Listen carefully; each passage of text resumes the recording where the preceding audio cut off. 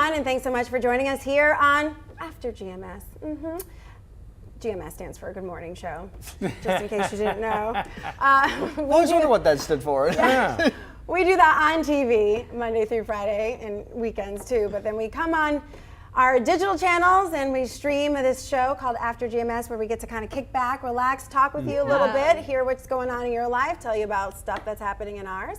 It's Tuesday, August 9th. Yeah, it's also your and your husband's anniversary. It is. Congratulations. Yeah, cool. Ed remembers that day. I remember that wedding real good. That was a great Christian, time. it was awesome. I'll have to tell you about it. I know. Please do. Wow. Well, 8 years later, 3 beautiful children. 8 Y'all are Isn't that amazing? amazing. Yeah. Yeah. Wow. A lot has happened in 8 years, but this show is not about me. It's about all of you and your forecast. So, let's start with that. I could talk forever about my kids and my family. We don't need to do that. We like to celebrate big wins, so happy Yeah, anniversary. celebrate Yeah. with you. All right, let's talk about the weather forecast now. Warm and humid, that's well, a whole lot of the same, right? New day, same weather. But it will change a bit as we go into the end of the week, and that's the good news. There's a light at the end of the tunnel here. As you look out over the Piedmont now, Carolina blue sky, not even a cloud in the sky yet today, but those will bubble up as we head into the afternoon. 34 days at 90 degrees so far on the year, so pretty close to that average of 37, and we'll likely surpass that a bit as we go throughout the rest of August. But what I'm eyeing right now is some cooler weather on the way as we go into the weekend. Temperatures could be even a bit below average. Now, not crazy, but 85, 86 would be below our average high temperature right now. And low humidity would make a big difference in that as well. High pressure offshore right now, still really the westward extension of that Bermuda high. So we still have a south wind, which pulls in the heat, which pulls in the humidity.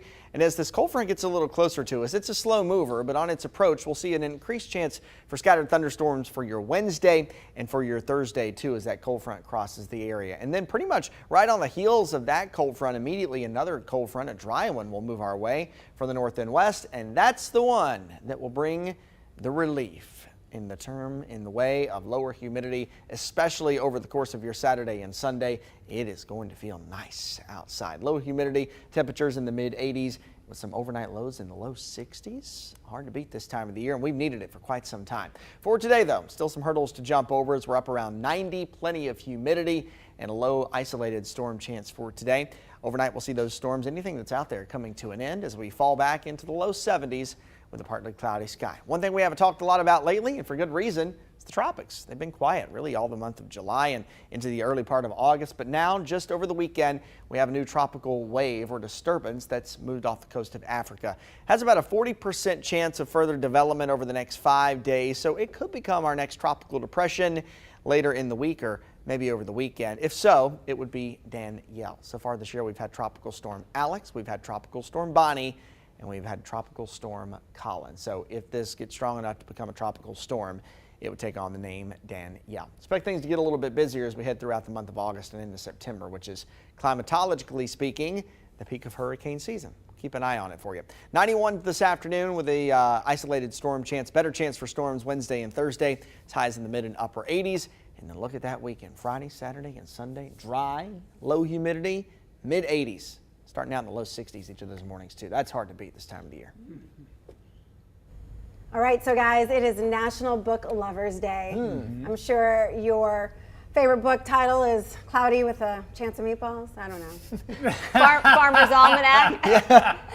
Farmer's Almanac, definitely that. Farmer's Almanac. My favorite book is anything no. that has pictures in it. Yeah, I love picture books too. No, you can do better than that. Well, it is a day dedicated to sitting back in a cozy spot curled up with your favorite book, or maybe just a new one that was recommended to you. Yeah, lots of summer left to read. Not a lot of summer left, but maybe you can get a couple books in there if you've been wanting to do so. What's your go-to book recommendation? You might find some ideas here. We've been sharing your responses on my Facebook page, throughout the Good Morning Show, and some of you here in the feed. Interestingly, the #1 New York Times bestseller right now for more than 170 straight weeks is Where the Crawdads Sing. Wow. No wonder they made it into a show. It is a movie now in theaters based on a fictional North Carolina town on the Outer Banks. I read the book. I thought it was great. In my opinion, I've read books that I find more interesting, but I'm also a reader. I read all the time. Well, before kids, I read a lot more than I do now, but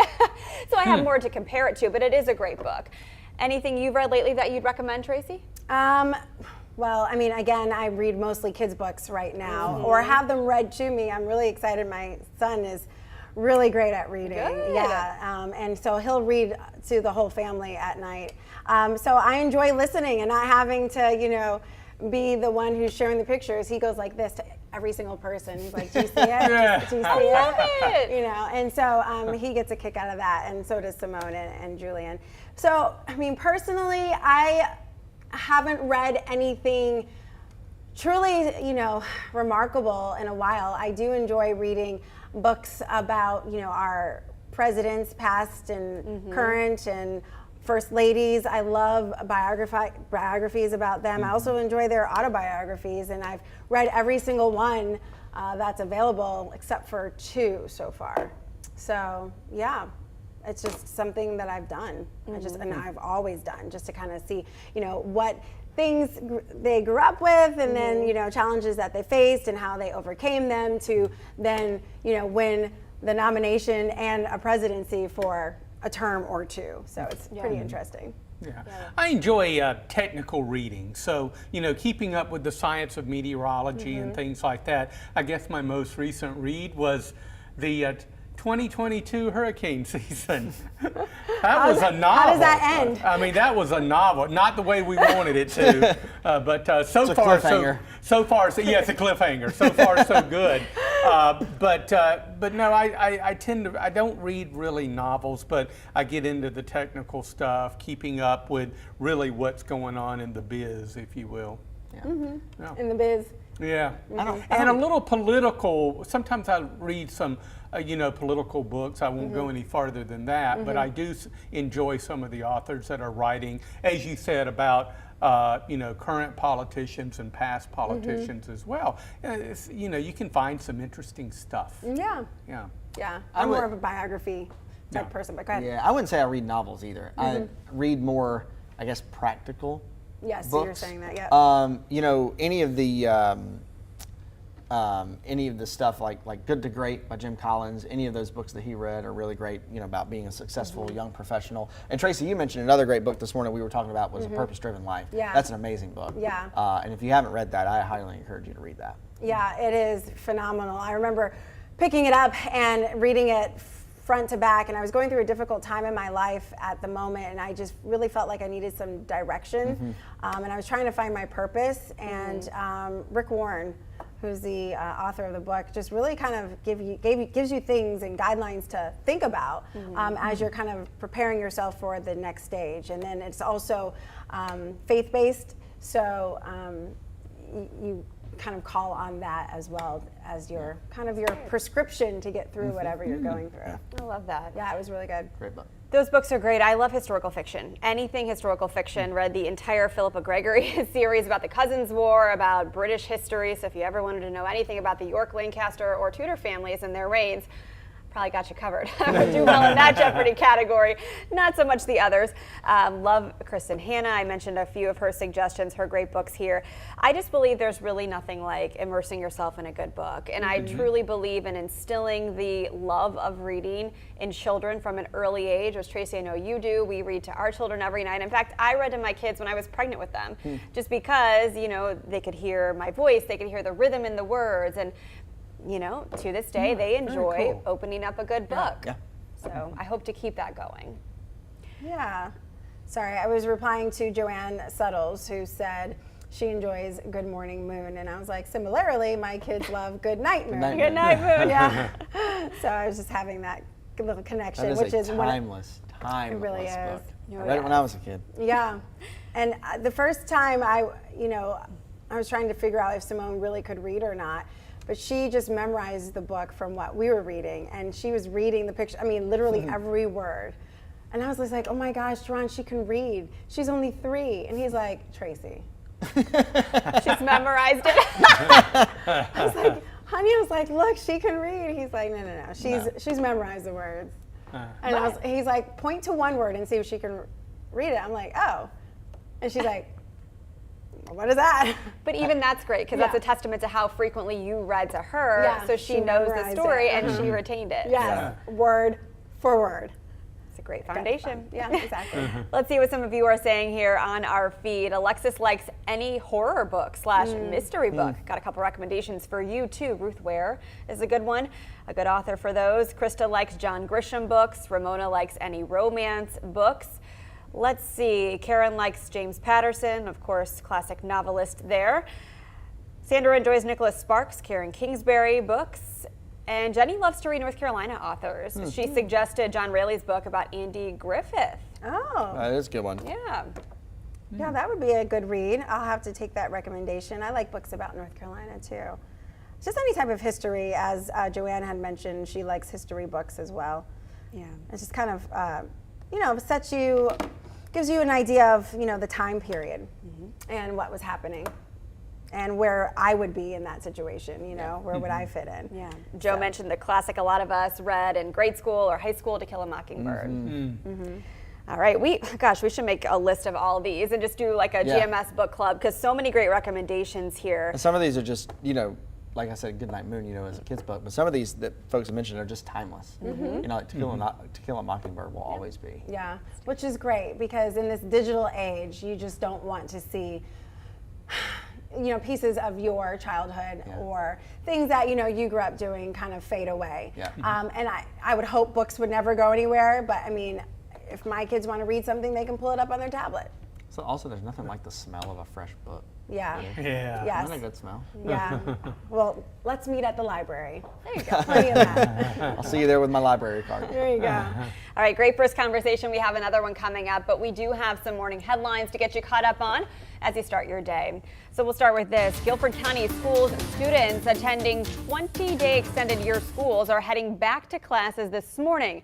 They include Johnston Street Global Studies, Allen J. Preparatory Academy. Most Guilford County students head back on the traditional calendar August 29th, so much more in the days ahead.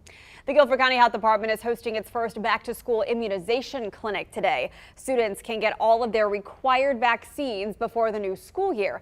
They recommend you schedule an appointment for one of these, of course, if your child is not already getting these shots at the pediatrician's office. Remember to bring your child's immunization record and proof of insurance or Medicaid coverage. We have more information on our website. Search Back to School Shots. The new school year begins soon, and High Point police officers will be out enforcing the speed limit in school zones. Drivers who are stopped for speeding in a school zone should expect a citation and a $250 fine. Well, WFMY News Tools for Schools Supply Drive has started. It started yesterday, Monday, August 8th. For 25 years, we've collected supplies for students heading back to school, and you can put supplies in donation boxes at Walmart stores across the Triad. Tools for Schools runs through September 25th. People across the world are remembering an icon today. The life and legacy of Australian music and movie star Olivia Newton-John. She died yesterday at her home in Southern California. Well, as you probably know, Olivia Newton-John rose to fame in the 1978 movie adaptation of the musical Grease, and she went on to have a very successful career. Remember her music career? Her song Physical, that was one of her biggest hits. And off-screen, Newton-John was a long-time advocate for environmental and animal rights issues. She was diagnosed with breast cancer in 1992, and she continued to fight it. It returned for a third time in 2017. Newton-John poured her energy into her healing and raising money for a cancer center in Australia, supporting research for plant-based medicine and wellness therapies. Olivia Newton-John was 73 years old. Her Grease co-star John Travolta penned this beautiful tweet, writing, "My dearest Olivia, you made all of our lives so much better. Your impact was incredible. I love you so much. We will see you down the road, and we will all be together again. Yours from the moment I saw you and forever, your Danny, your John." Actress Marlee Matlin tweeted, "I am so saddened at the news of the passing of Olivia Newton-John. I remember being so starstruck when I met her at my first Hollywood gathering for Paramount. She was the sweetest and brightest light, and I loved getting to know her on It's My Party. R.I.P. dear, sweet Olivia." Well, she certainly had an impact. Yeah. not only in the 1970s, I think in every decade. People remember Grease and Sandy. Sandy, Oh, yeah. yes, exactly. I mean, what a phenomenal musical. But I feel like her character paired with John Travolta just really brought it to life. I mean, people have tried to be Sandy. It's just not the same. That chemistry was Their natural. chemistry. Yeah. Yeah, it really was. You know, an interesting thing about the movie, what do you think their ages were when that movie was shot? Let's see, if it was 1978, that was 44 years ago. So 73. So she was 29? Yeah, she was about 28, 29, but the interesting thing, you did good there with the was math. good. Yeah, well, I have to. My She was son about a 28, mathematician. 29, but John Travolta was 23. Oh, When they shot wow. that movie, so that was, Wow. and he, of course, he looked older. You would have never Right. guessed that he was as young as 23, but that was the Right. case. She was older. Yeah. When they filmed that movie. It When I was a great saw movie. when I saw the news about this yesterday, I was like, golly, she's not that. She I can't guess be that old. she wasn't. Yeah. It didn't seem, I mean, she never looked like she was in her 70s. She never looked like she was in her 30s. I Yeah, mean, she's always true. looked very young. Yeah. And she's had a very active life. She had battled, as we said, breast cancer for a very long time. I believe this was her most recent diagnosis, her third bout battling breast cancer, and she fought it hard. And we don't know all the circumstances of her death at this point, but of course everyone is grieving her in some way, whether they loved her movies, specifically Grease, whether they loved her music career that followed, or whether they just admired her passion for charitable works like animal activism. She was super big into rescue pets. I read an article she did one time about how to cope with animal loss. I mean, she did so much for the animal community as well. Yeah. Made a big impact.